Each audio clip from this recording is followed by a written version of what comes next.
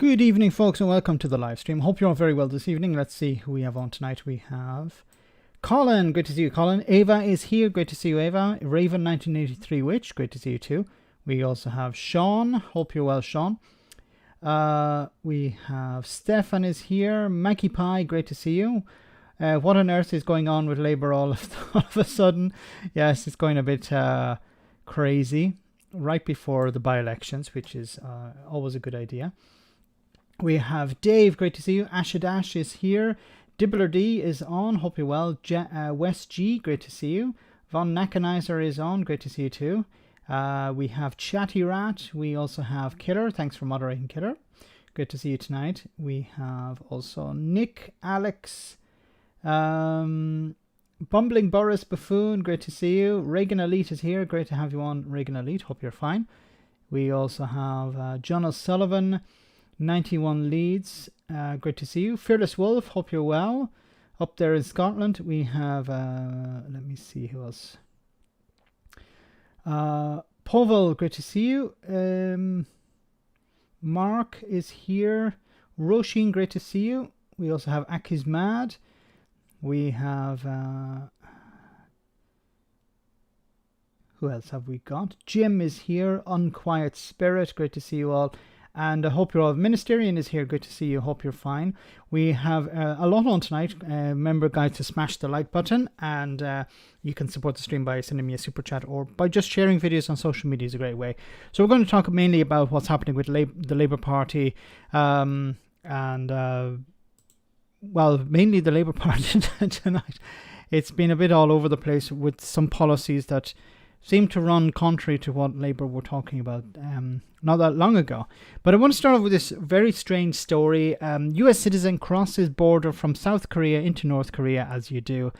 US soldier has crossed into North Korea during a tour of the demilitarized zone on Tuesday, was believed to have been taken into custody, creating a fresh headache for the Joe Biden White House amid heightened tensions over Pyongyang's nuclear ambitions. UN command, which oversees the demilitarized zone between South Korea and North Korea, said a US national on a joint security area orientation tour crossed without authorization the military demarcation line into the Democratic People's Republic of Korea, also known as North Korea. We believe that he is currently in North Korea custody and is working with our Korean People's Army counterparts to resolve this incident. US officials told news outlets that the individual who crossed into North Korea was a US soldier. An official told Reuters the soldier crossed into North Korea willfully and without authorization. South Korean media named the individual, then deleted the name from reports. According to Reuters, the Donga and Chosun Ulbo newspapers cited South Korean army sources when they said the man was from a group of visitors, including civilians, on the Punabujum Truce village, when he suddenly bolted over the brick line marking the border. Okay, I'm not sure exactly what happened here, but crossing into North Korea is a very bad idea. Okay, there have been a number of cases where people have crossed into North Korea to go on holiday. Very bad idea.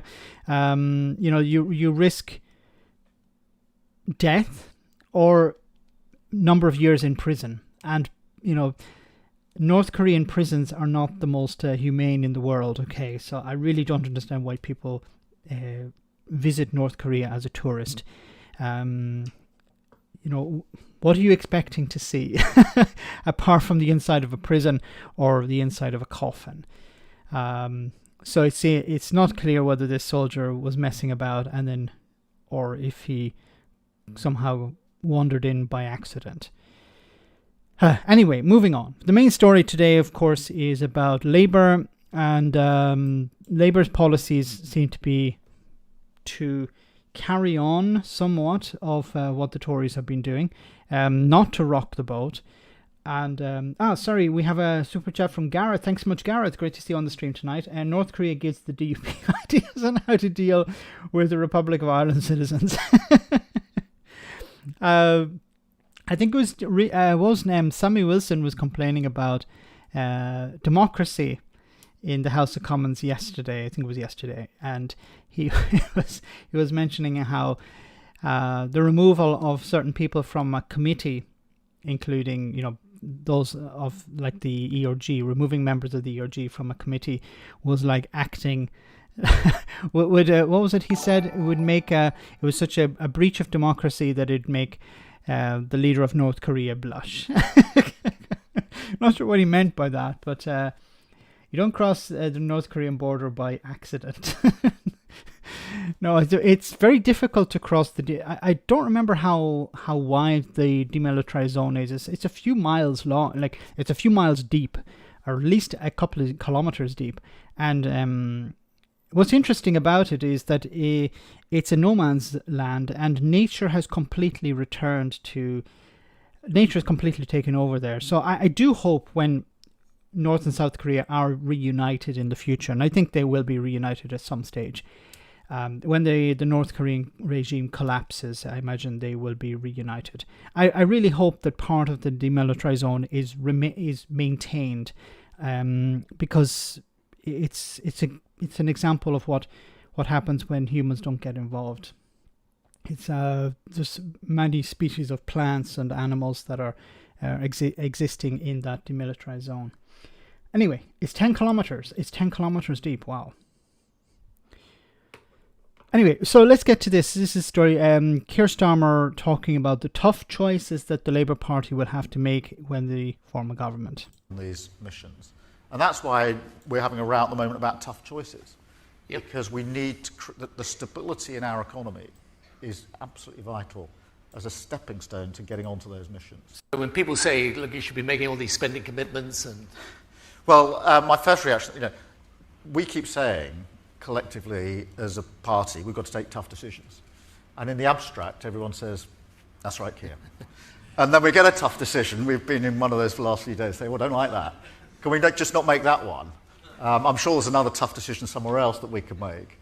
But we have to take the tough decisions. And this isn't some sort of reflection on some focus group that says, we'd like Labour to have an economic straitjacket on. It's the fundamentals.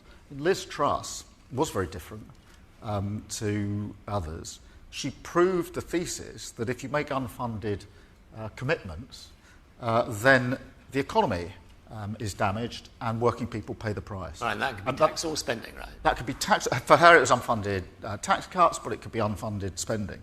So if you want proof that unfunded commitments cause economic damage, which is then visited on working people, you've got a living example of that.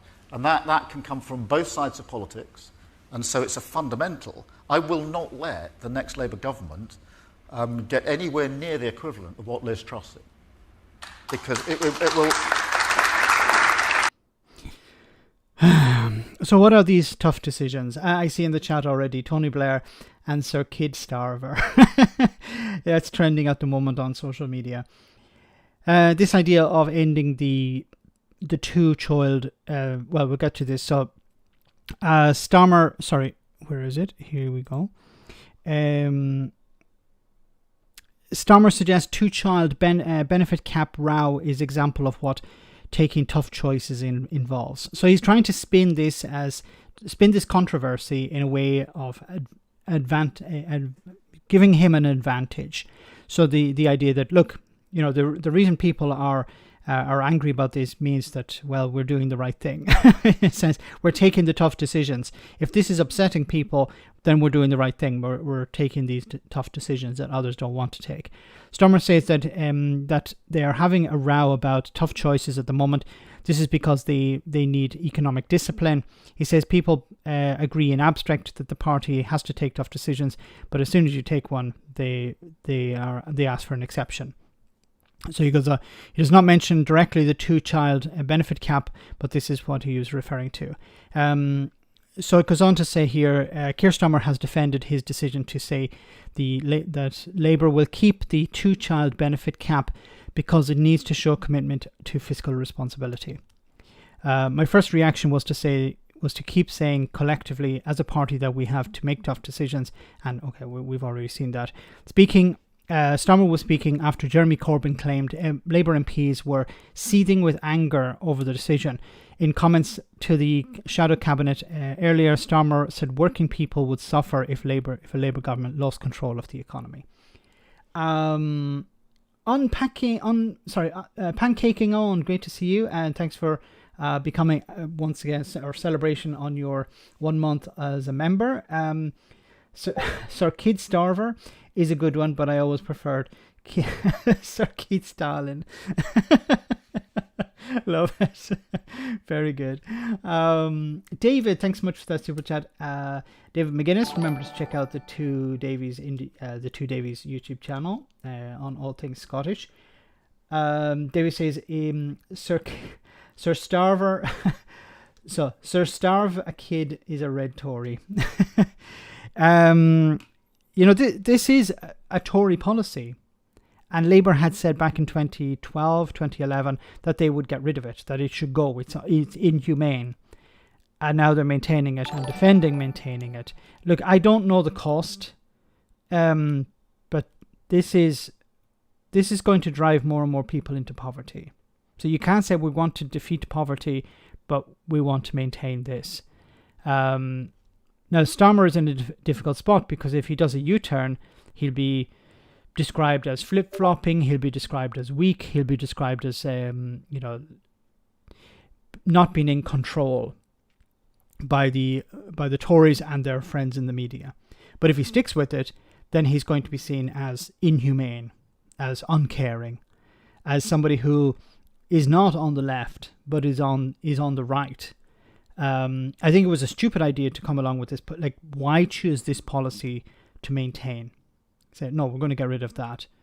But this isn't, he keeps going back to, well, we have to provide, funding for this. We have to explain how we're going to fund it. But I don't think this is a huge cost.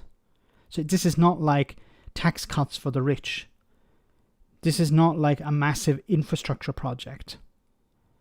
So yes, will he have to provide costings for everything? Pretty much everything, yes. But I'm sure he can find the money for this. And this, once again, this is a political decision. This is something that could harm him politically. Cutting costs somewhere else is not going to harm him politically. God. Anyway, it's not good for Starmer. I think it's going to damage him.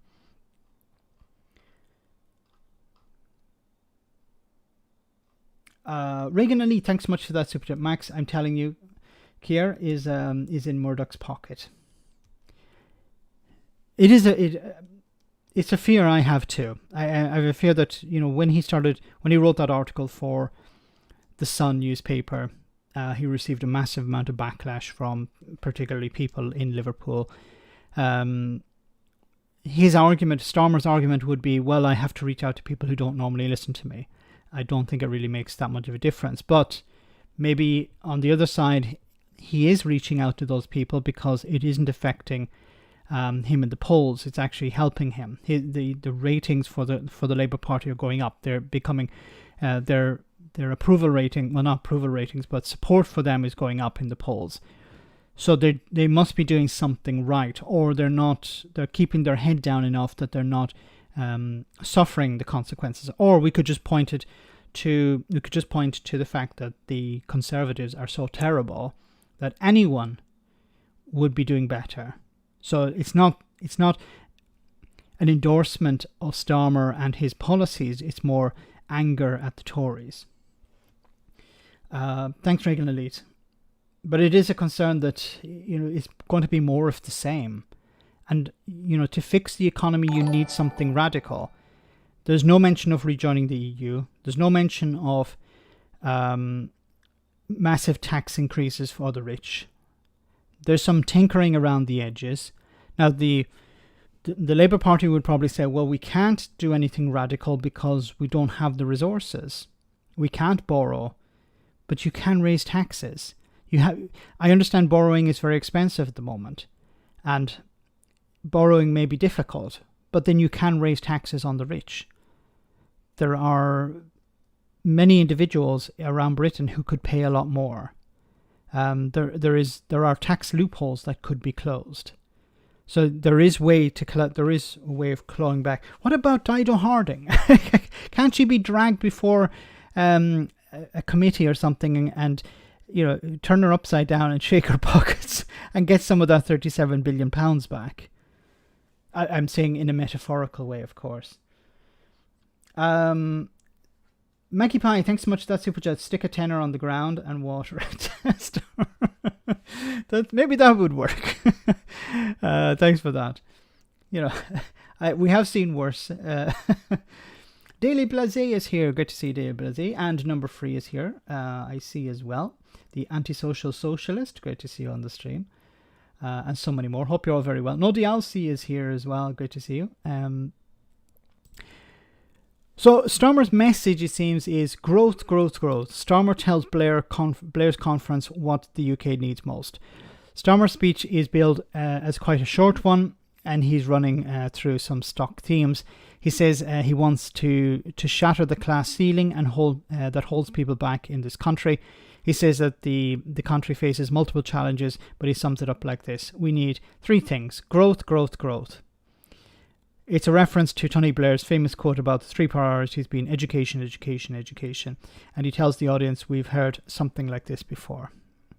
Starmer said, make no mistake, it's a new age of insecurity and we're not even close to match fit. So to get back on our feet, join the race, win the race and get our future back, we need 3 things: growth, growth, growth. You might have heard a refrain a bit like that before, but I'm serious. It's the only answer that can restore long-term hope and opportunity. Okay, what does that mean? At least with education. Okay, we need to invest in education. We need to reduce class sizes. We need to hire more teachers. We need to invest in teaching resources. We need to build new schools. We need to upgrade schools. So, you can take a lot from education, but growth. Okay, how do you grow the economy? Because one of the massive drags, of course, is Brexit.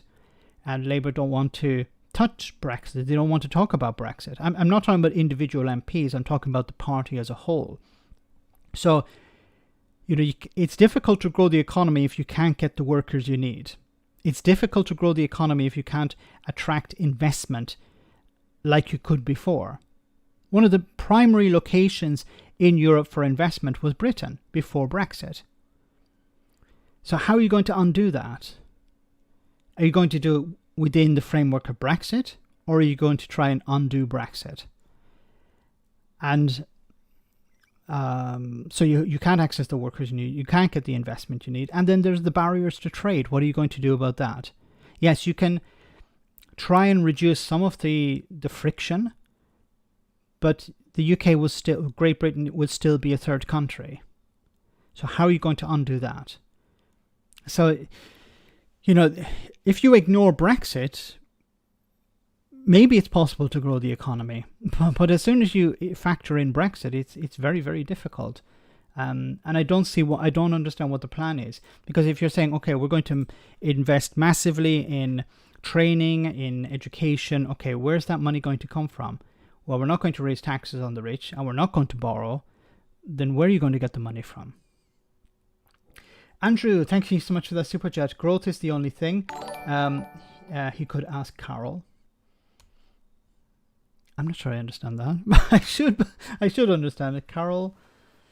Growth is only one thing. He should ask Carol. I'm not sure who. Can someone in the chat tell me? Thanks, Andrew, for that.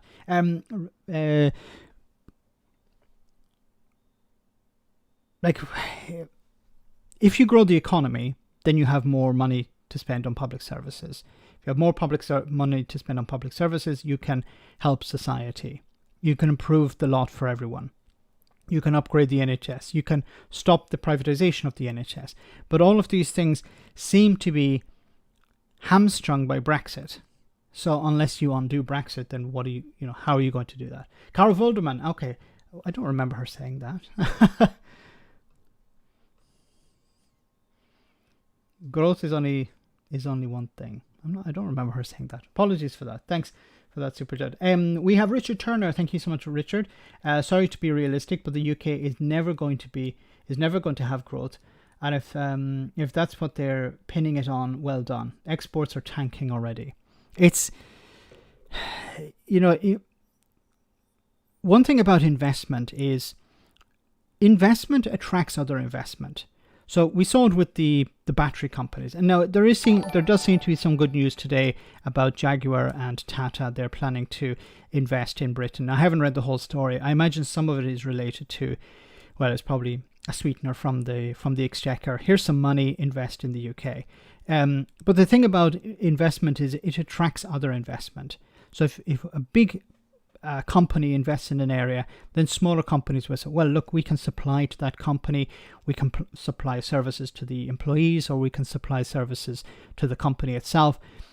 So let's congregate around there. Let's invest in that area too. But if you're not getting that massive investment, or if you're getting it very sporadically, then it's very difficult to attract other investment, and it's very difficult to grow the economy. I don't see a plan. What is the plan to grow the economy? Unless I'm missing something. Thanks, Richard. So there has been backlash over this plan to axe the 2-child benefit cap. It comes mainly from the left within the Labour Party, of course. From the mayor of Greater Manchester, for example, Andy Burnham, has criticised it. So turning away from the Lords Communication Committee for a moment, Andy Burnham, the Labour mayor of Greater Manchester, has joined the debate about the 2-child benefit cap and what the party should do about it. In an interview with Andrew Marr for LBC's Tonight with Andrew Marr at 6 p.m, Burnham said Keir Starmer should say that getting rid of the cap would be a priority when funding allowed. Okay. That's a sort of get out of jail card, I think. Asked if Labour should commit to getting rid of the cap, he replied, yes, in an ideal world for sure. Oppositions should have what differences they would make. It would be, I think, to eradicate and to develop a position further to say, as and when resources allow, that would be a priority. We should assure people who want to see the issue addressed. The last Labour government had a mission around reducing child poverty, and that was one of the great achievements of the last Labour government.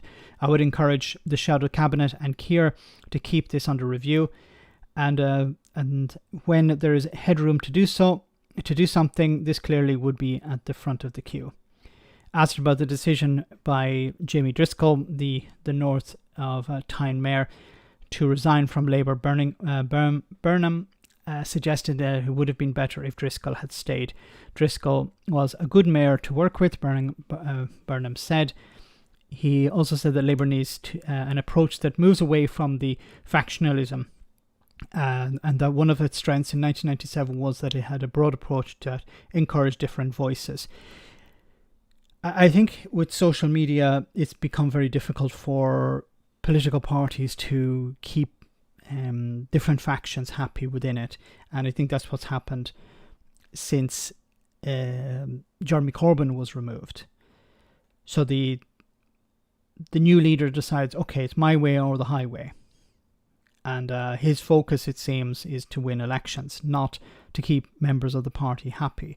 And he doesn't seem to be keeping a lot of people happy. Magic sent a super chat. Apology, I didn't see that. It didn't appear for some reason. Oh, there we go. Magic, thanks so much, Magic. You fund it by finding your morals. Yes, well said, Magic. You can fund it if you want to. Apology, I didn't see it before. It's true. Yeah, if you want to fund a policy, you will find the money for it. You will cut something else. You will increase taxes, and so many multimillionaires and billionaires have had it well over the last 13 years. Now it's time for them to chip in. Now it's time for them to pay their way.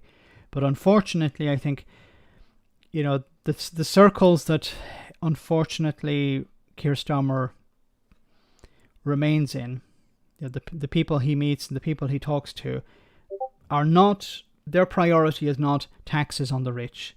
Their priority is keep things as they are, be a bit more open. And this is what I'm fearing is going to happen, is a bit like what's happening in the United States with the Democratic Party. The Democrats and the Republicans on policy are pretty much the same, but the Democrats appear to be more humane. A lot of the policies that Donald Trump had put in, they had not been receded by Joe Biden. In some ways, he doubled down on many of them. Even the wall is still being built, it seems. There's still funding for the wall. He didn't remove funding for the wall. But the feeling people have is, well, this guy is a good guy. The Democrats are the good guys and the Republicans are the bad guys. And, we see a lot of copy and paste of policies and culture wars and stuff like that from the United States in Britain. And I fear that Keir Starmer may be trying to be like, look, we're not going to rock the boat. We're not going to change anything too drastically. We're not going to be too radical, but we're not like the Tories. The Tories are the bad party. We're the good party. Okay. Really hope it's not going to be like that, but it does sound a bit like that. Oh, I have damn notifications on Discord. I'll get rid of that. Apologies for that.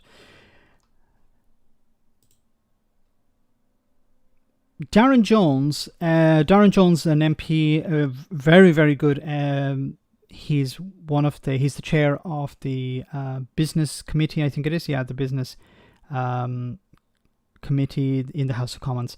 But he was responding to, well, he posted, let me just read it out. So he said on Twitter, the Tories should be ashamed of themselves. After 13 years of Tory government, we've been handed with public sector pay we can't afford to pay for each month, and public sector bills, we can't afford to pay each month, and debts rising 100% of our national wealth with higher interest rates and higher monthly payments.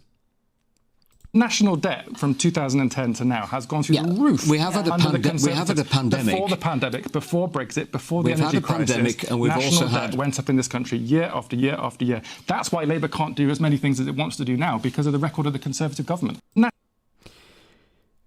So, yes and no. So, yes, he's correct that what Labour will take over will be a poison chalice. It will be a very difficult economy to deal with. Massive amount of debt that the Tories have run up over the last 13 years. You notice that Darren mentioned Brexit here, but the Tory MP refused to talk about Brexit. He said, we had this pandemic, the pandemic wasn't over the last 13 years. You had austerity as well. So the Tories have run up massive amount of debt. High interest rates means that if the next government want to borrow to fund public services, it's going to be extremely expensive. And of course, they're going to be attacked by the right wing. Oh, look, you're spending huge amounts of money when, the cost of borrowing is so high. They won't say why it's so high. And in a fiscal sense, the Labour Party's hands are tied. But that's why they need to focus on raising taxes on the rich. There is no other way to do this, unless you impose austerity. And we saw the consequences of that. Austerity is a failed policy. It doesn't grow the economy. It does the opposite. Like when times are tough, that's when you invest more money in. That's where you pump money into the economy. But it's going to be difficult, and you're going to have a right-wing media constantly saying how the Labour Party are spending too much money, spending your money. That's the way they'll present it. Is you're spending. Why can't they run it like a household? Which is, of course, is a stupid analogy, because a government is not like a household. Government can raise finance in the way a household can't. But the people on the right will suggest, why do we have all this debt? Why isn't the government trying to bring down government debt? Gareth, once again, thanks so much, Gareth.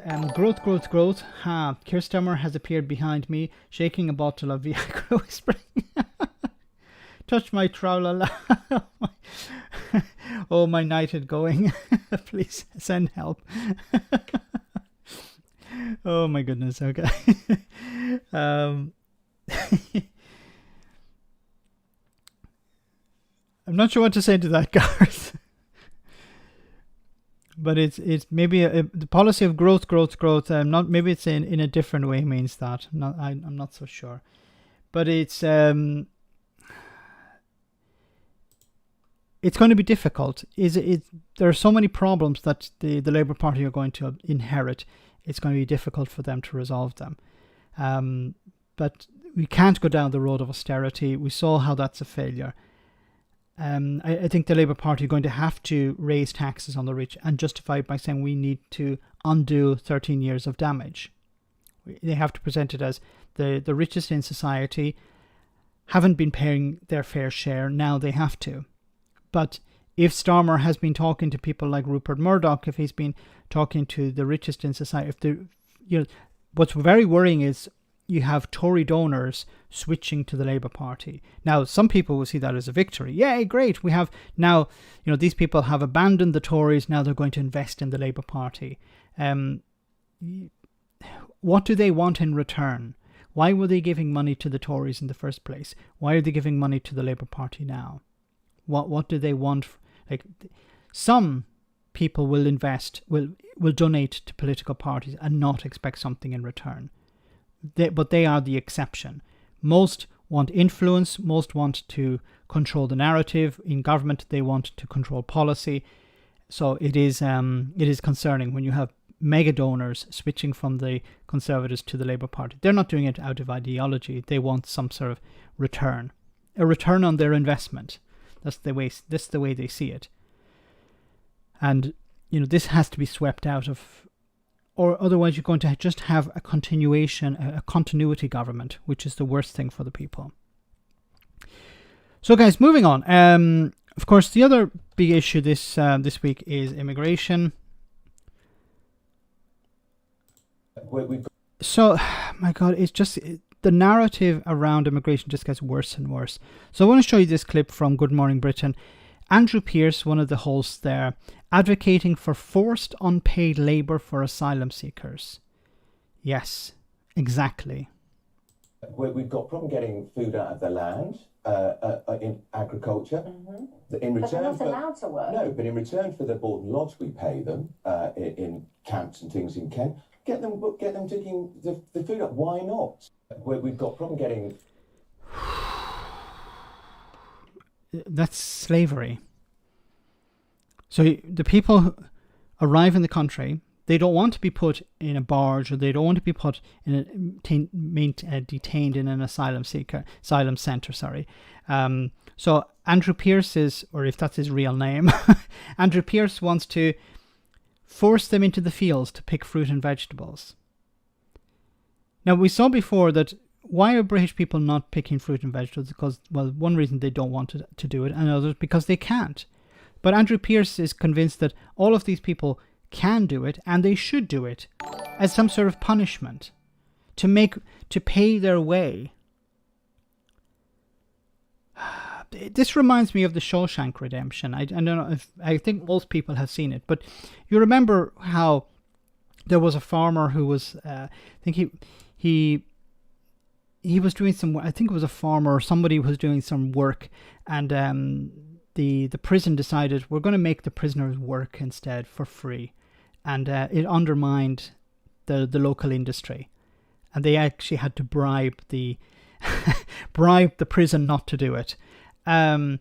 What's this going to do to farming from an economic point of view? Apart from the inhumanity of actually forcing people into the fields, what if they refuse? What if they say, no, I don't want to go into the fields? What is Andrew Pearce going to do then? Is he going to turn up with a whip and a shotgun and say, boy, you're going to do it, or you're going to suffer the consequences? This is insane. What do you think will happen if the Tories lose all 3 by-election seats?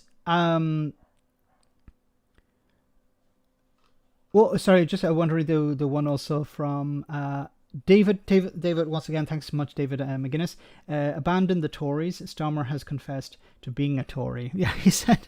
What did he say? I want to put the Conservative back into Conservative or something like that. Yeah, it was something very weird. It was a very strange thing to say when he said, We're the real Conservative Party. I think to try and be devil's advocate here, he was saying that it was about conserving the environment. So we actually care about but it was a very terrible way of framing it. It was not the right word to use. Like, he should say, the Conservatives claim to care about the environment. We are the ones who care about the environment. That's the way he should have said it. But he used, we're the real Conservative Party. I understand the idea of grabbing a headline, but maybe that's not the best way to do it. Thanks so much, David. Ashadash, thanks so much for that super chat. What do you think will happen if the Tories lose all 3 by-election seats? I think it's 5, actually. There's 3 this week and then another 2 later on. But if they lose all 3, I think there will be calls for Rishi Sunak to resign within the party.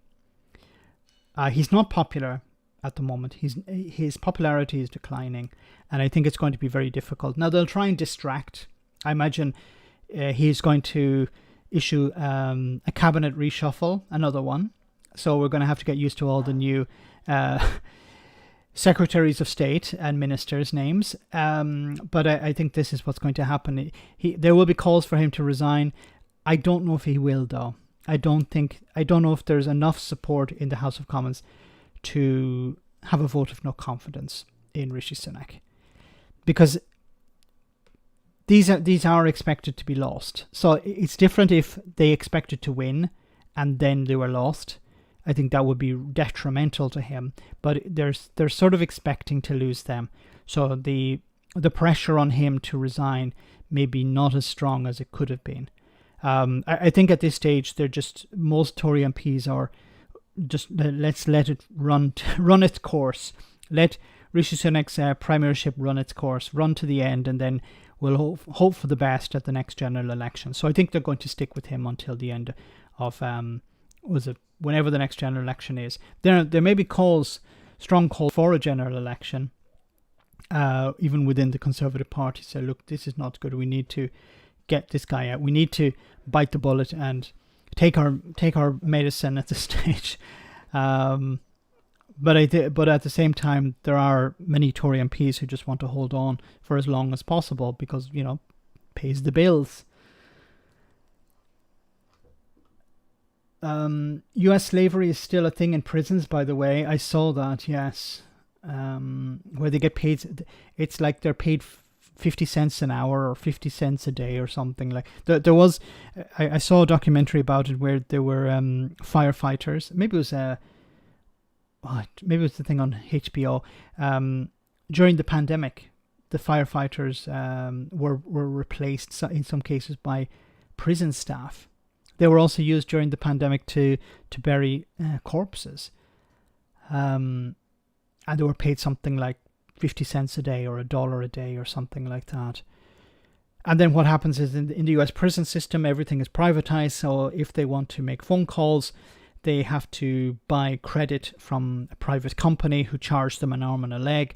If they want to buy snacks, they spend like if you're at the airport or at the train station, it's a closed market. So there's a monopoly there. So you're charged through the nose.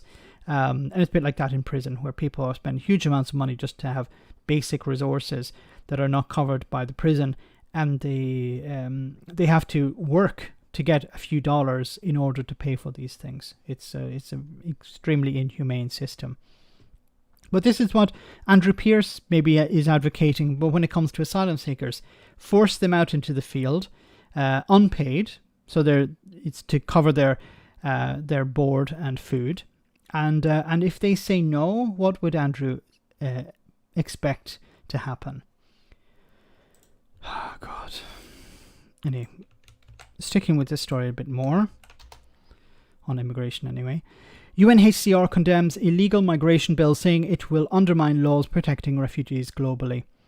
With the illegal immigration bill now on the verge of becoming law, the United Nations Refugee Council, the UNHCR, has issued a fresh condemnation of the measure, which it says breaks international refugee law. It urges the government to reverse the law, which they won't, which it says would otherwise have a profound impact on international legal framework on the international legal framework in place protecting refugees.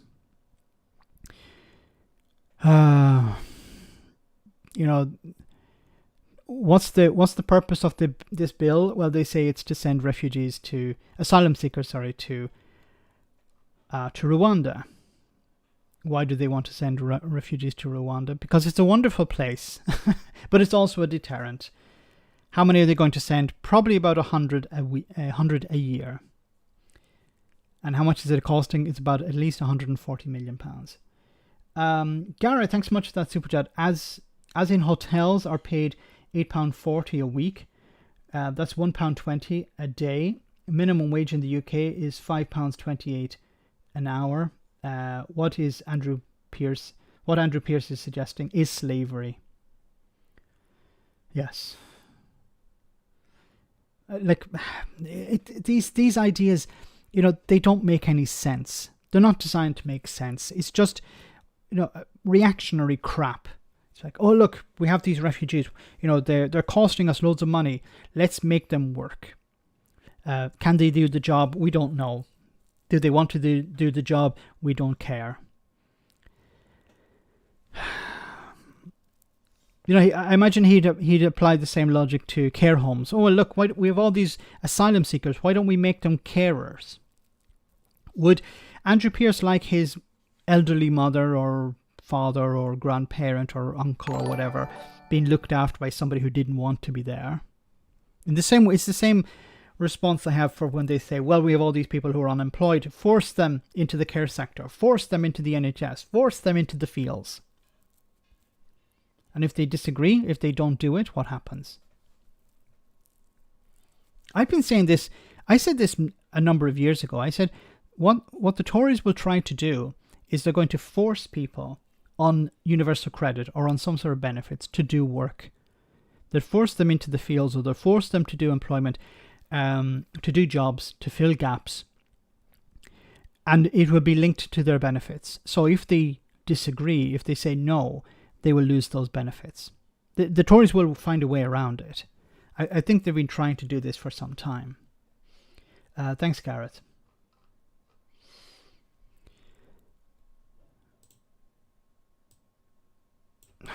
It's just trying to be as inhumane as possible.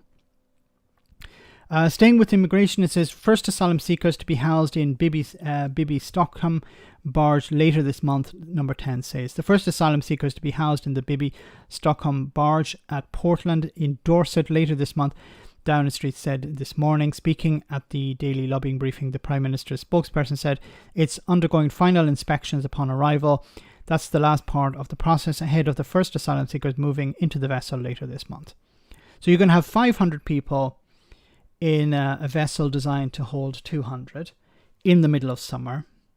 And there have been complaints at the location where there aren't sufficient resources available, like GPs or dental services or any other, and also care for the asylum seekers. Because a lot of the people, if they are, we're talking about asylum seekers generally, a lot of them will have suffered some sort of trauma, and what sort of resources are available for them.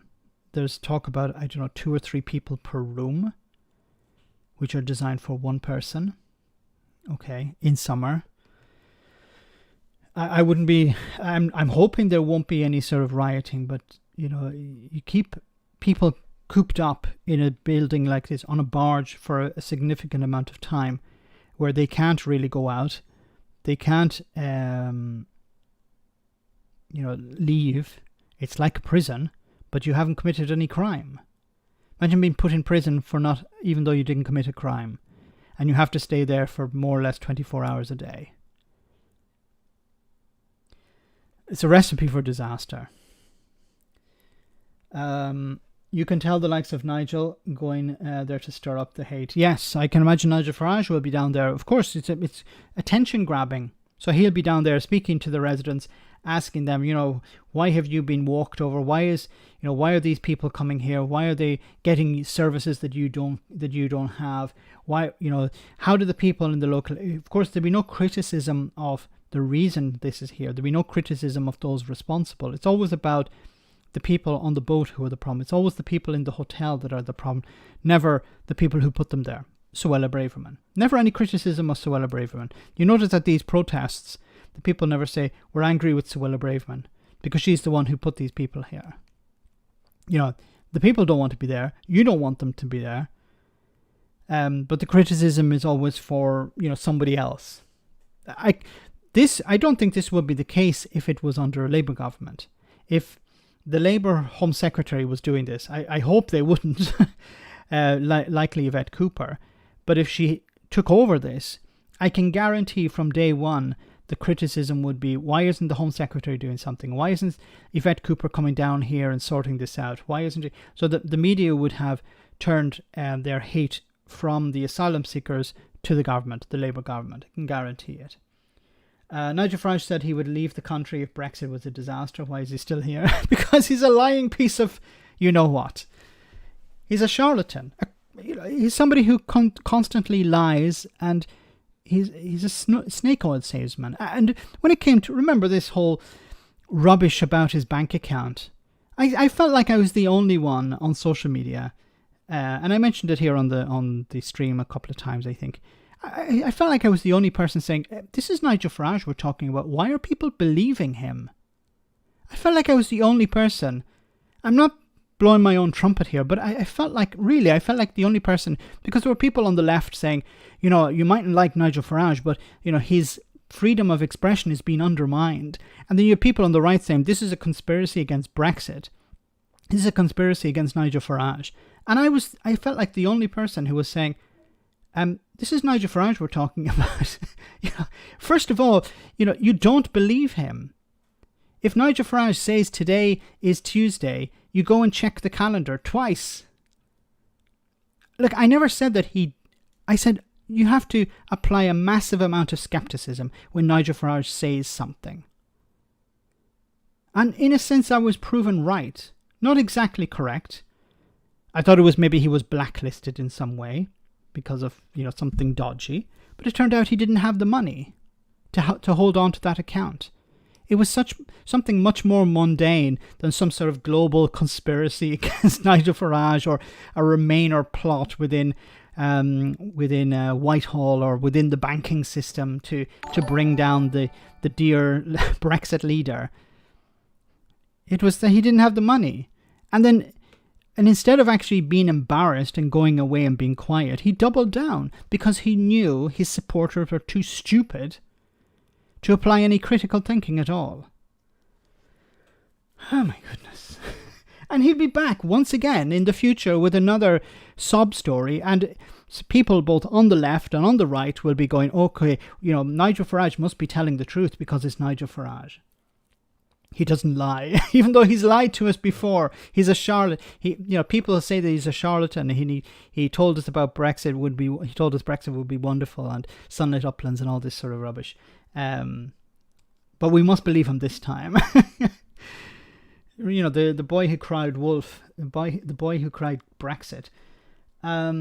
Gareth, thanks so much for that super chat. Imagine being put in prison when you're not actually committed a crime. Jewish refugees and Irish Republicans have entered the chat. Yes, and it's not even Irish Republicans, just Irish people in, as you know, in Northern Ireland, people who were picked up off the street. You know, there was a belief that there were, during internment in 1972, if I'm not wrong, in the early 1970s anyway, in Belfast, in Northern Ireland, the British Army, the British Security Services would go, okay, we believe there's an IRA man on this street, let's pick up every young man on this street and put him in prison and extract confessions out of them using torture devices like waterboarding and sensory deprivation and other forms of torture to convince people, to get people to confess that they are members of the IRA. And then we'll leave them in prison for a bit. And then, you know, what happened? Well, it actually built the IRA. It increased people's sympathies towards the IRA. Because if you're put in prison by the British government for a crime you didn't commit, and there's somebody else in the prison who's saying, like, you know, you should join us. Where we want to fight the British. Whose side are you going to be on? I'm not justifying it, but that's what happened. Thanks, Gareth. Alexis, thank you so much for that super chat. Keir Starmer is sounding like David Cameron. Yes, a bit. Not full Boris Johnson, but Keir's. Look, I really hope this isn't the case of, what Labour Party are going to say is, we need to impose a sort of austerity. Not real austerity, but a bit like austerity. It's a failed policy. And I hope Rachel Reeves understands that. She must understand that. I think she has criticised austerity in the past, but a lot of this language now is, we can't promise a lot. We have to be, we have to tighten our belts. We have to be fiscally responsible. And this sort of talk sounds very much like austerity to me.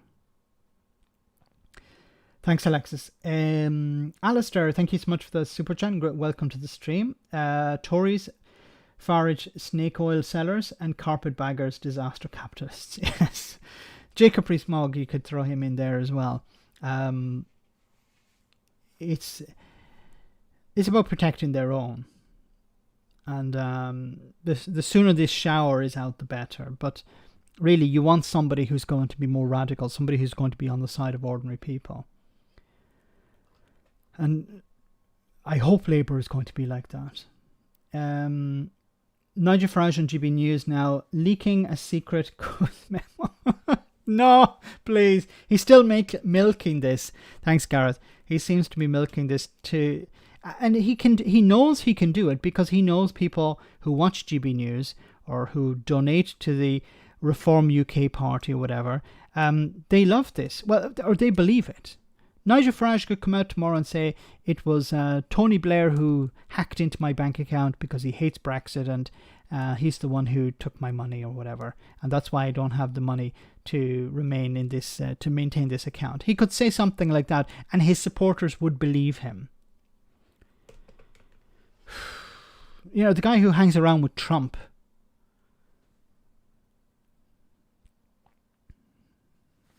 Farage reminds me of a squashed frog in a melted plastic bag. A wonderful image that will stick with me for some time. Some of the hooded men were taken up blindfolded in helicopters for a ride and then thrown out, some still blindfolded when the choppers were a few feet from the ground. Yes. Mrs. Max actually did her thesis on part of that for university. She did part of her thesis was on the hooded men, and that was, I remember her reading that to me about the hooded men. So these were not IRA people. These were just members of the public who were caught as part of this attempt to crack down on the IRA, the provisional IRA in Northern Ireland in the 1970s. And people were, in this case, hooded, put in a helicopter, told they were going to be thrown out, at hundreds of feet above the ground. The terror that was going through them. Being told, no, don't worry, you're not going to be found, or, we're not going to be punished if we do this to you. Terror tactics. And then they were dropped a few feet off the ground where they'd fall, and there were other cases where they were kept in absolute silence for hours in stress positions, where they'd have to stand in a particular way, and then somebody would drop an iron bar right next to them to shock them. Some of the beatings that they received as well resulted in some of the men dying from cancer later on. The Birmingham 6, the Guildford 4 as well. A very dark period. Alistair, once again, thanks so much. Labour, no hope. Is their new policy, from my view. It does sound less and less hopeful. It does sound more like, we're not going to rock the boat. We're not going to do anything radical. And I don't know if this is due to this idea that, we don't want to rock the boat. We want to win power, and then we're going to do something radical. Or is it a case of, the people don't want to do anything radical anyway. They just want to have a sort of continuity government, but just with an exchange of hats. Jacob Rees-Mogg, 1807, has lived long enough to become an MP. Jacob Rees-Mogg, 1807. Yes, the right honourable gentleman from the 19th century. Staying with this for one moment more, and then we'll take our short break. Oh, this has been removed. I don't remember what this video was, but it's gone from GB News. So it's gone. So guys, we'll just take a short. Before we go to our break, we have another super chat from Gara. Thank you so much, Gara. The Guildford Ford held for 15 years, even though the British authorities had actually arrested an IRA cell who'd confessed to the bombing. Yes. The movie was In the Name of the Father with Daniel Day-Lewis. Wonderful film. And the truth, yes, that they were like, okay, but now we should be released because these people have been found. And they were like, no, we're not going to release you. Like, we're innocent, but we won't be released. So they had to fight and fight and fight. So guys, we'll just take a short break and we'll come back in just a jiffy after this comedy moment. Hope you enjoy it.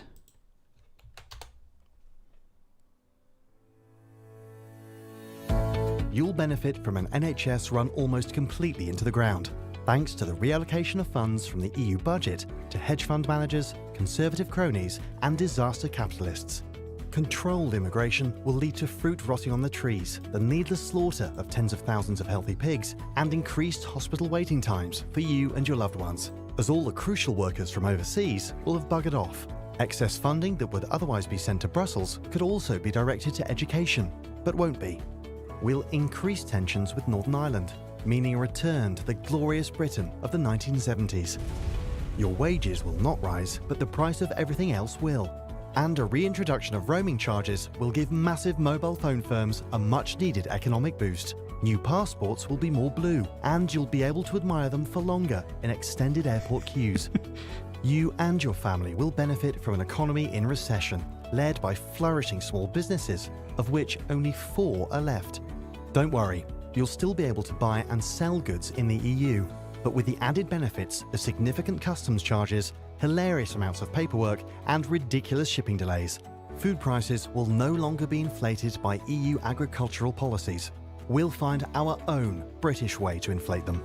And following the removal of burdensome EU regulations and red tape, we'll be able to poison our own food with pesticides and flood our historic coastlines with shit and piss.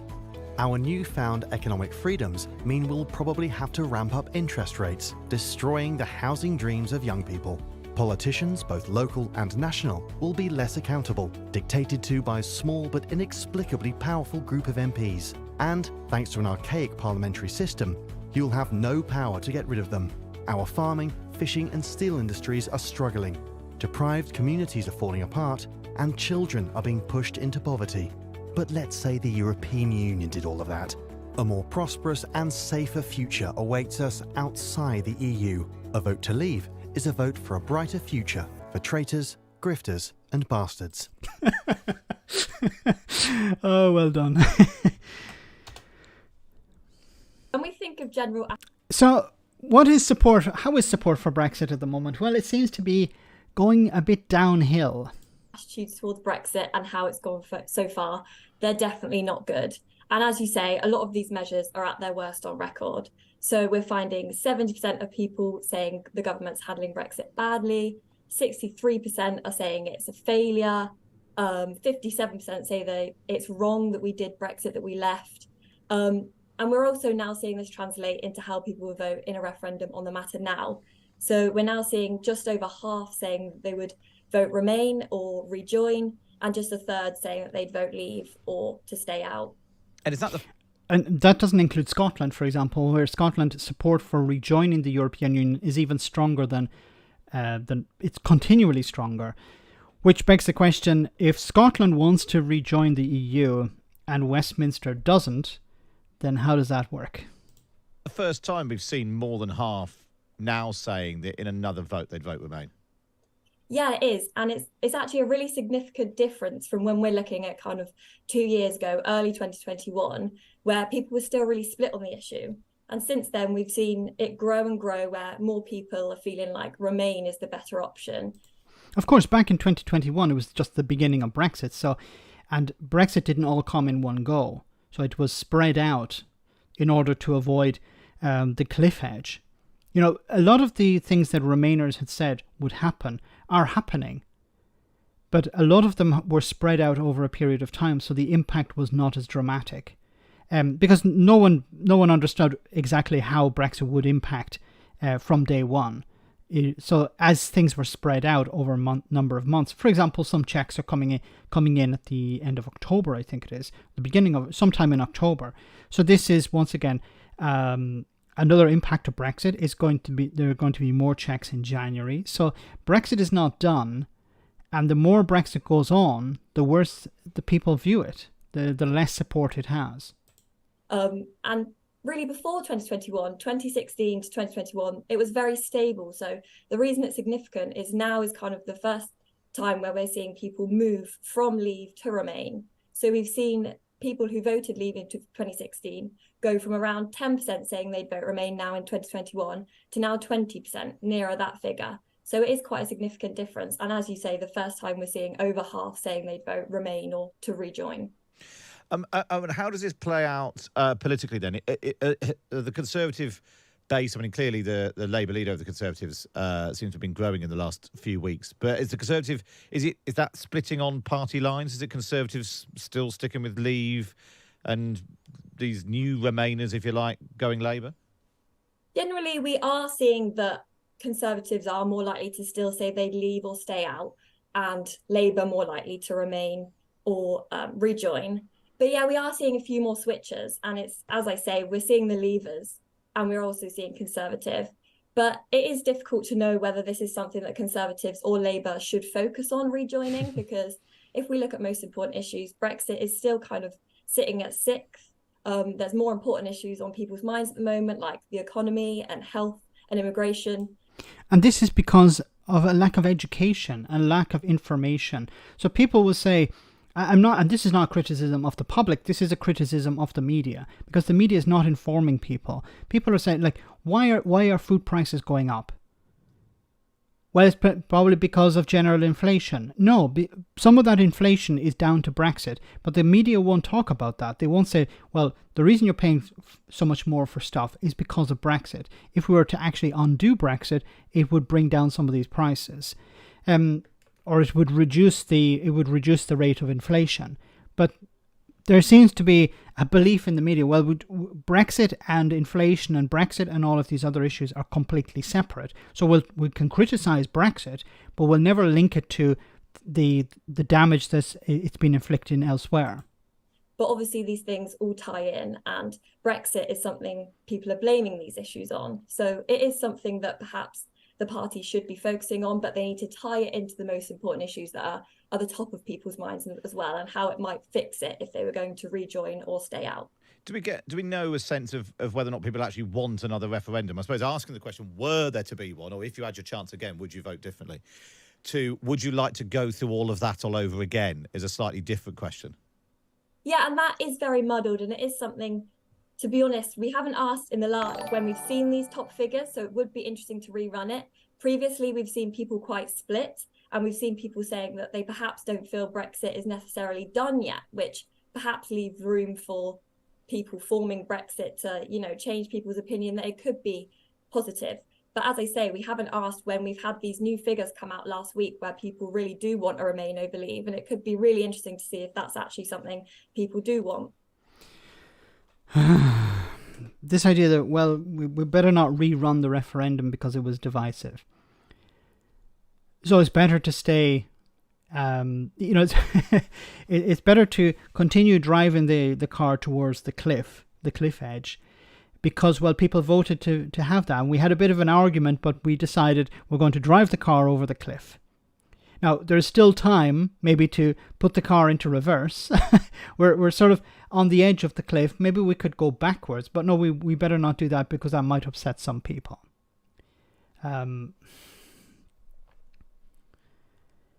Gareth, once again, thanks so much for that super chat. UK is the child, EU is the father. Tories are the overbearing helicopter mom screaming, I'm not going to let you see my kids unless you give me money. Yes, it's somebody should do a cartoon about that. Well said, Gareth. Thanks so much for that. And it's true. It's they the British people want to rejoin. The rich people would like to see a lot of these problems resolved. And while the EU used to be blamed for the cause of these problems, now that that's been taken away, well, the Tories have to, and the Brexiteers have to say, well, it's some other reason. It's the war in Ukraine. Yes, it's the pandemic. But those arguments are starting to run out of road as well. And people are saying, well, you know, we used to have all these benefits. We used to be able to, we saw businesses were able to import and export without problems before. Maybe we should go back to that.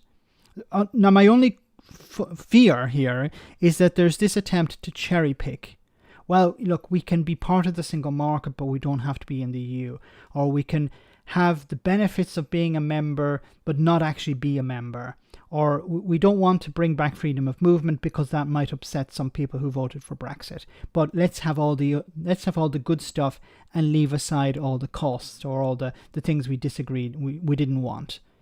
And the big problem with this is that if a political party starts talking about how, well, we can cherry pick, it's going to fail. And it could set back the idea of rejoining the European Union by years or maybe even decades. So whatever political party is going to decide to rejoin the European Union, they have to be honest with the public. There will have to be some difficult decisions made. They will have to be honest in a way that's brutally honest. You know, they'll have to talk about joining the euro. Not that the UK will actually have to do it, but they'll have to be honest and say, yes, one of the requirements is joining the euro, dropping the pound. Now, some countries haven't done that, but you'd actually have to be honest and explain to people, look, you know, we don't have to do it, but we have to say that we're willing to do that. And I think for many people that would be politically difficult, to put it mildly. Or maybe I'm underestimating. I do think that we should criticize the public too on the event.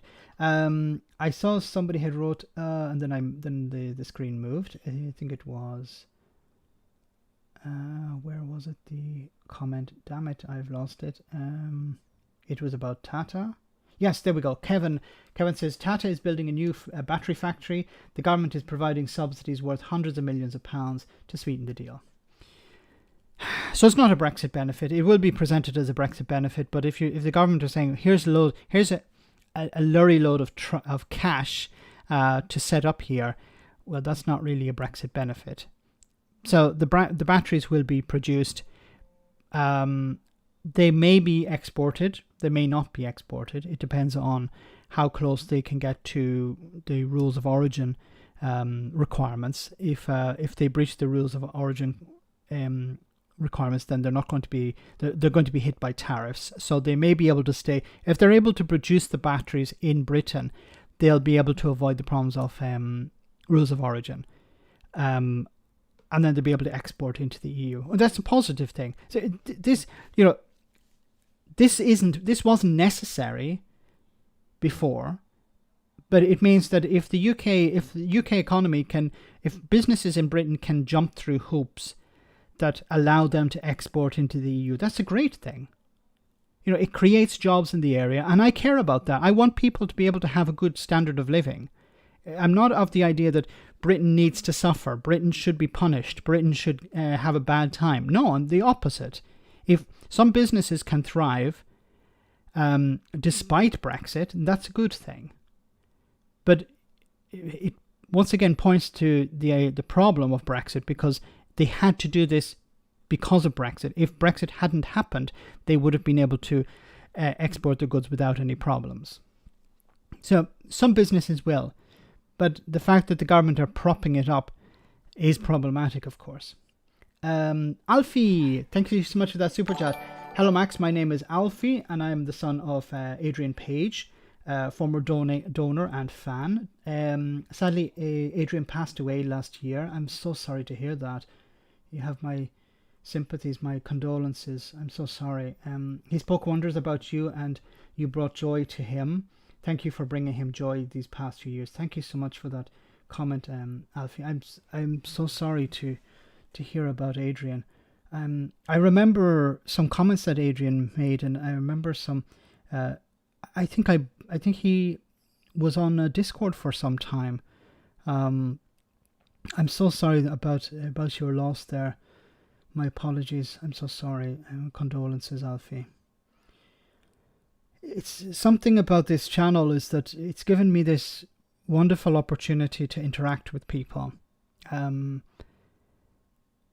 met so many people.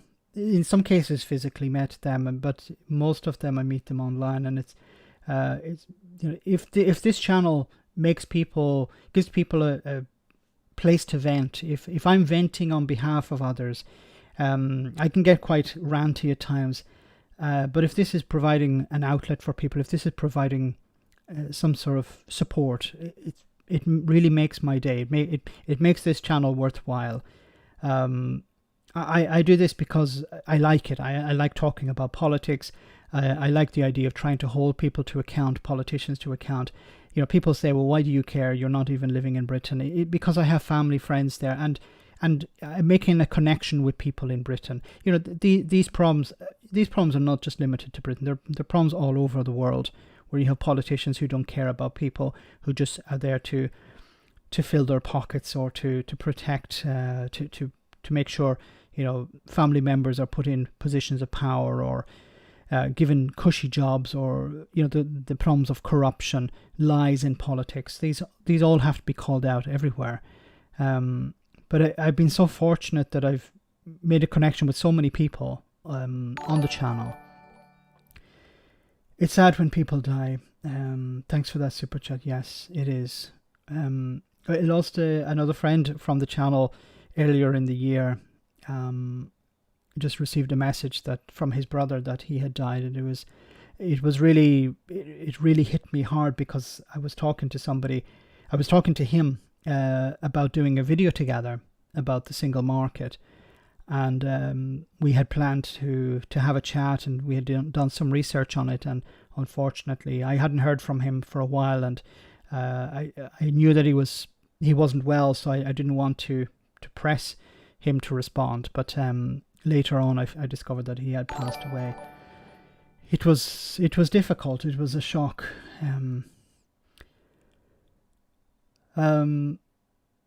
David, thanks much for that super chat. The bonus of YouTube, we make personal connections with people worldwide. Yes, it's a wonderful way to connect with people. Like sometimes people criticize it as an echo chamber. Oh, we all agree with each other, and we're not reaching out. We're not making connections with others. But there have been people who come on and say, look, I don't agree with you on everything, or I disagree with you on everything except this one issue. And I reached out recently to a Brexiteer, and we had an interesting conversation. We didn't agree on anything, or we agreed on some things, but we didn't agree on everything. But it was a pleasant conversation, and I think it was nice to have, because social media can be very toxic, and I think when you sit down with people, I wasn't physically sitting down with him, but I tried to make it as close to that as possible. But I think if you sit down with people, you can have an honest conversation, or a friendly conversation, and I think that's a good thing about this as well. Thanks, David. Scoop Num, once again, thanks so much. That being said, Adrian Mole is a good read according to the Times.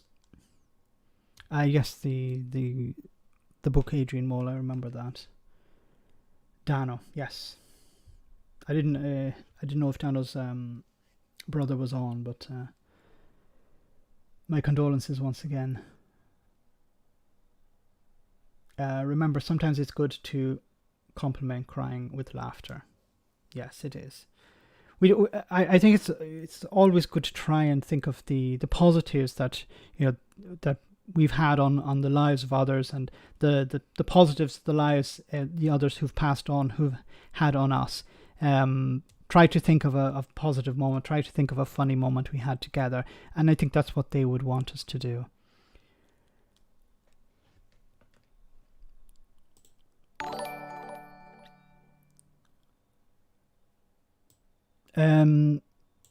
Just want to stick with this for another moment. If you're comparing, so just we had it says here John Springfield from the the Centre of European Reform, injecting a bit of reality. The trade industry in the UK economy has fallen significantly since we left the EU. The impact on UK goods trade overall, including imports, is that a shortfall is about 10 to 15%. So once again, if trade is down, the only way to fix that, if it's trade with Europe, is to get back in. If you're comparing the UK's trade with the EU to UK's trade with non-EU, you end up with some misleading results. And if we think about what the Office of Budget Responsibility, for example, has been talking about, they've noted that the trade intensity of the UK economy has fallen significantly since we left the Single Market and Customs Union. And the reason for that is that exports are down to the EU and to the rest of the world if you compare our exports to the exports of other countries. They've been going through a goods trade boom, partly on the back of increasing demand for manufactured goods as a result of the end of lockdown and COVID. So a lot of people had savings. And they thought, right, let's upgrade our washing machines and so forth. So a lot of other countries have been going through a manufactured goods trade boom, which the UK has not participated in. And if you formalise that into, some statistics, okay, how has EU trade performance compared to other countries, be it the EU, be it the OECD in general, or you can do more sophisticated approaches, then the impact on UK goods trade overall, including imports, is that there is a shortfall of about 10 to 15% compared to other countries. These are the expert talking. These are people who are there because they know what they're talking about. These are the ones who have trained, who have looked at the data, and they say that there's a shortfall of 10 to 15%. Now, how do you recover that? Like Keir Starmer is talking about growth. Well, how do you overcome that? Well, we're going to sell goods with other parts of the world, but we know the problems with that. It's not like UK companies are not trying to export with other, this idea that, well, what you do is, well, we can't export to the EU. Well, then let's just export to other countries around the world. Yes, but you have to find markets there. It's not just a case of you turn up and you try and sell goods in the US. You have to find customers. You have to find partners. And there's costs related to that. And it's not a guarantee that you would actually be able to sell your goods there. The Tories don't have any understanding of business. They don't have any understanding of exporting. And for a lot of small businesses in particular, medium-sized businesses, this was never an issue because you just sold your goods into the EU. There weren't these problems. Now, if you say, well, I can't export the same way into the EU, then I have to export them to China or to Indonesia or to Australia or to Canada or the US. You have to find those markets. You can't just turn up. You can't just send them over there. There has to be a customer, and you have to compete, of course, with other markets. You have to compete with the local market. There may already, if you're selling cheese, for example, well, they may already have a supplier of cheese. So you have to compete with that supplier. You have to go to trade fairs. You have to invest in that, and that's really expensive. We've heard enough of experts.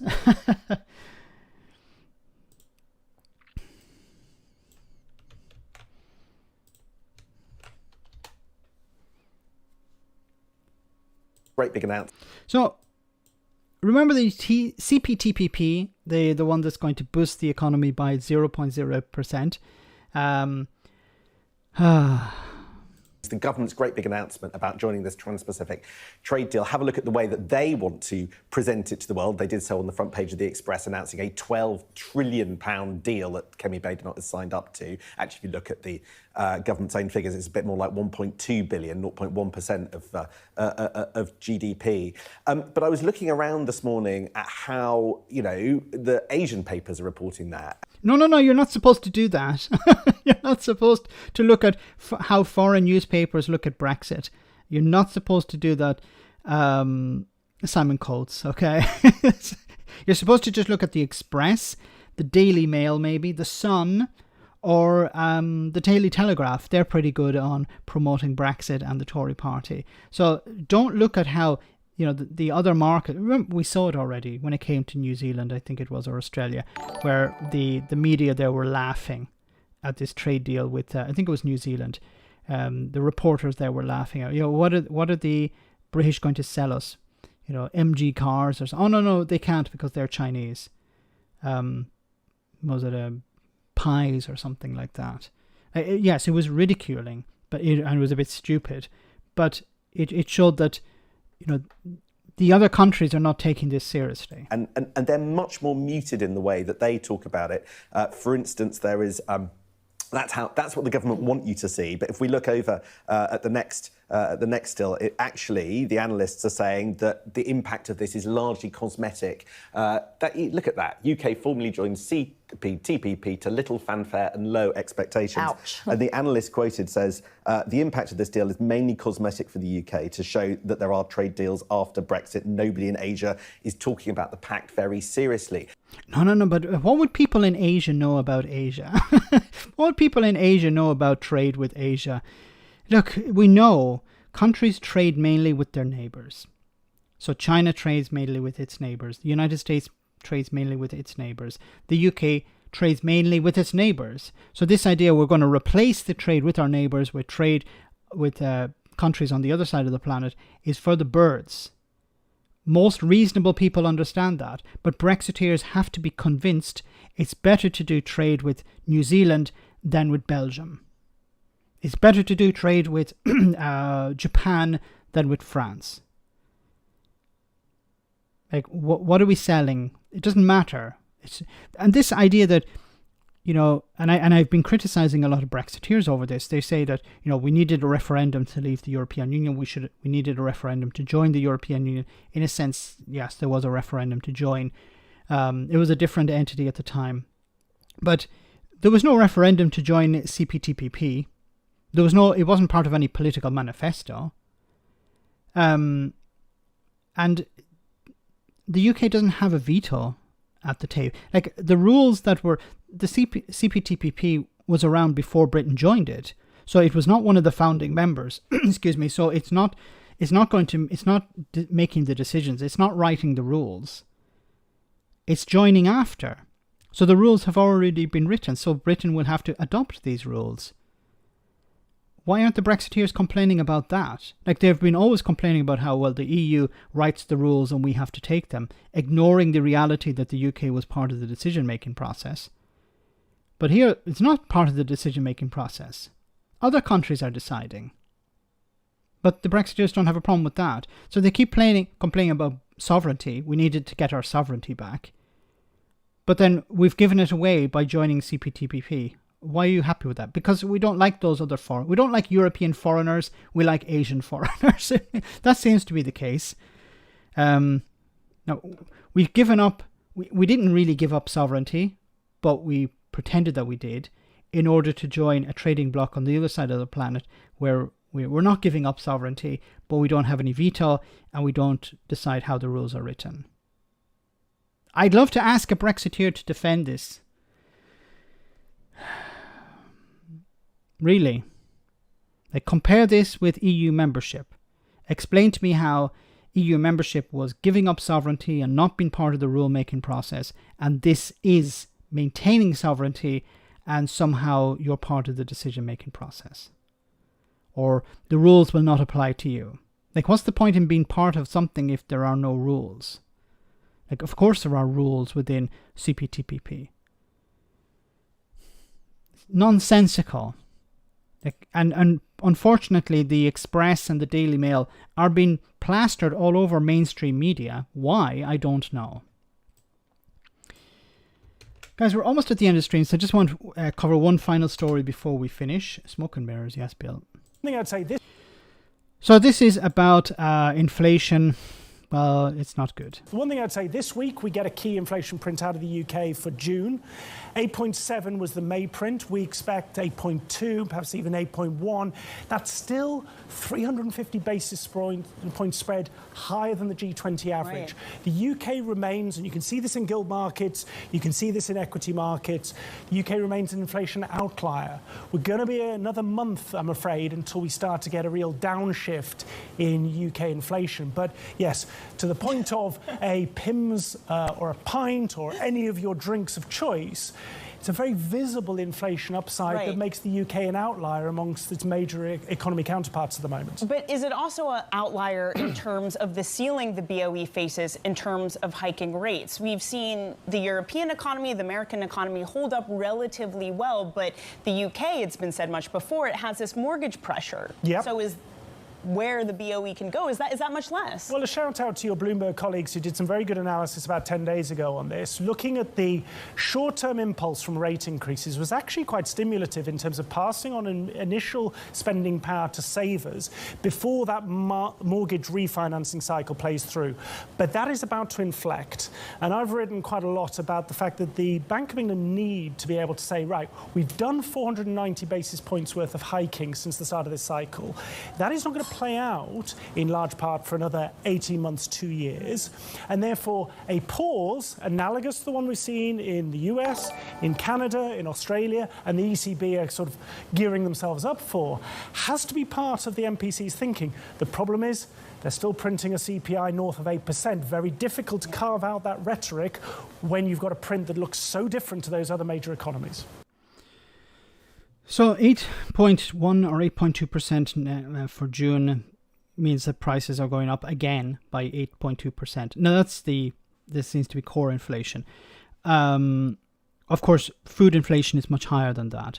So what are the government doing about that? Nothing.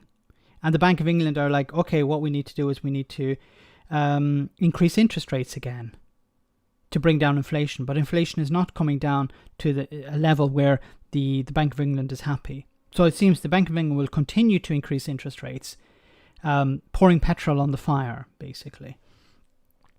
Gareth, thanks so much for that super chat. All this fanfare about CPTPP reminds me of all the fanfare surrounding the ailing empire's last expansion. For your information, it's an uninhabitable islet. There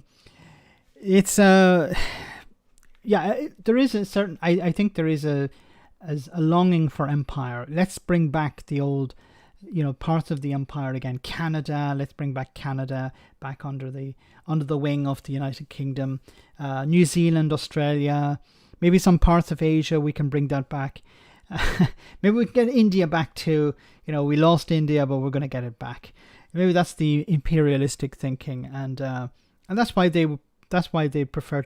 The Brexiteers would prefer to have trade deals with countries like New Zealand or Canada than they would with France or Germany.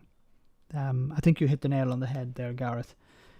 So, guys, we're almost at the end of the stream. I want to say thank you so much to everyone who came on. Pass on my condolences once again to our former member of the channel. And I want to say thanks to the moderators for doing a wonderful job. Thanks to everyone who smashed the like button. Before we go, we have our one for the road. I'll be on the post-stream chat tonight a little bit later, but if I don't see you on Friday, same bad time, same bad channel, I'll see you on Sunday, the Sunday roast. We don't have any guests yet, but I'll keep you informed on Sunday. So have a great week, guys, and I'll see you soon. But before we finish, enjoy this. So, Minister, you've announced that you're putting a cap on some degree courses. What exactly does that mean? We are asking the Office for Students to impose recruitment limits on degrees which lead to poor quality outcomes. What sort of poor quality outcomes? Guardian reading, veganism, that sort of thing. What? Yes, we've all seen that putting a lot of young people through higher education does lead to some very regrettable social changes. Regrettable social changes? Wokery, cultural Marxism and not voting Conservative are some of the main ones, but there are loads of others. So what exactly determines if a degree has a poor quality outcome? Well, our definition of a poor quality outcome is when a student leaves a degree course and doesn't have a good job within 15 months. What's your definition of a good job? Well, of course it's complicated, but I think a good rule of thumb is, would you feel embarrassed telling your great uncle you were doing it when you met him at your club? What about care work? Exactly. Look, the point is that we don't need all these people doing Mickey Mouse degrees. Can you give me an example of a Mickey Mouse degree? Disney studies? Did you just make that up? Well, yes, but the fact that you weren't entirely sure that I did does say something, doesn't it? Certainly says something about you. But surely higher education isn't just about getting a high-paying job. What about the arts, culture, humanities? Well, we'll still have plenty of Oxbridge graduates for all that, okay? And I don't know about you, but I'd rather have more people who can fix my sink than sing me a song. Right, and maybe if we go about this right, they won't always have a Polish accent. Thank you, Minister. Next up, as the UK joins the CPTPP, we ask, will what is essentially a new trade deal with Malaysia really replace being part of the single market? And spend at least 5 minutes seriously discussing this, as though the answer isn't obvious. Wonderful against Matt. So guys, have a great week. I'll see you on Friday, same bad time, same bad channel. As always, take care and good night.